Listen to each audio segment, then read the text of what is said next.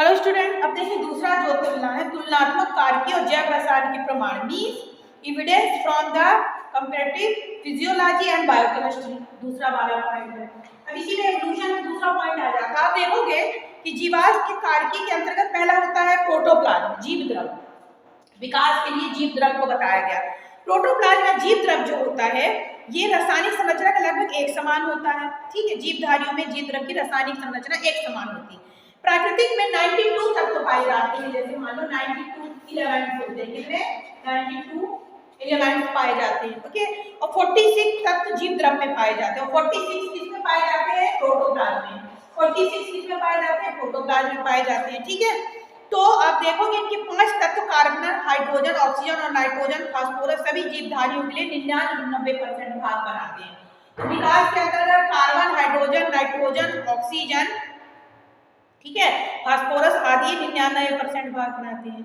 Protein, वसा, carbohydrate जल का निर्माण करके जीव द्रव का संगठन करते हैं। जीव द्रव की सभी जीवधारियों में जीवन का भौतिक आधार क्या माना गया? जीव द्रव माना गया। तो ये विकास का प्रमाण है। दूसरा क्रोमोसोम, सभी जीवधारियों में क्रोमोसोम गुणसूत्र पाए जाते हैं जिनके मध्य से आनुवांशिक सूचनाएं एक पीढ़ी से दूसरे पीढ़ी में जाती हैं।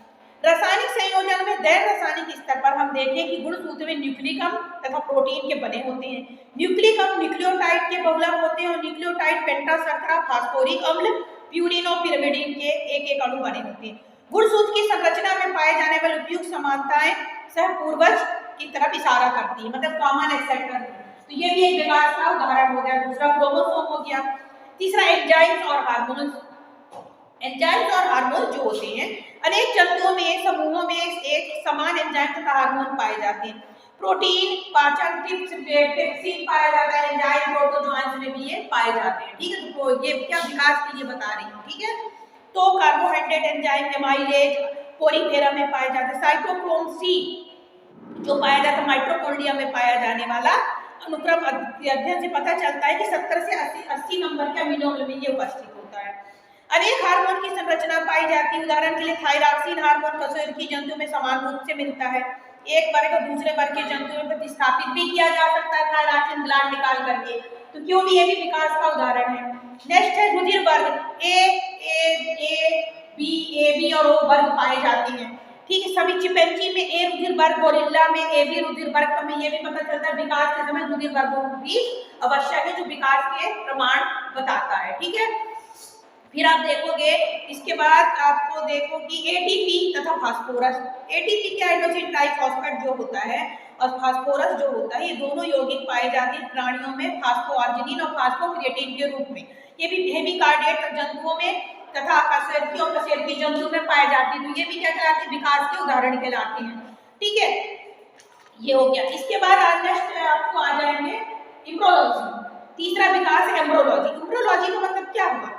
विकास। देखो क्या कहलाता है कि इसके कंपेयर करने के लिए हम देखेंगे कि इम्ब्रोलॉजी स्टेज में ओवम जो एक अंडा गोल अंडे के रूप में होता है। ठीक है, उसके बाद क्या होता है कि इसमें क्या होता है कि क्लीवेजन होता है। क्लीवेज होगा तो क्लीवेज में स्टेज होती है मॉरुला, गेस्टुला वगैरह स्टेज पाएंगे। दो भाग में बटेगा, फिर 4 में, 4 से 6, 6 से मतलब 8, 8 से 16, 16 से 32 ऐसे इनका डिवीजन होता है। डिवीजन के बाद क्या होता है? ब्लास्टुला बन जाता है। ब्लास्टुला के बाद गेस्टुलेशन की क्रिया होती है।